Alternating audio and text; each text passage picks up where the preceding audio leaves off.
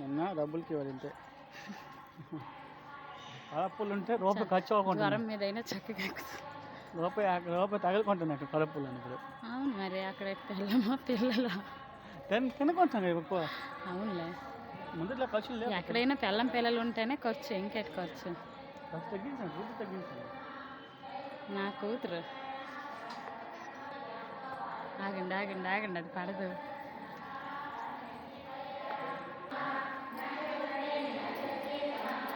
దాని గురించి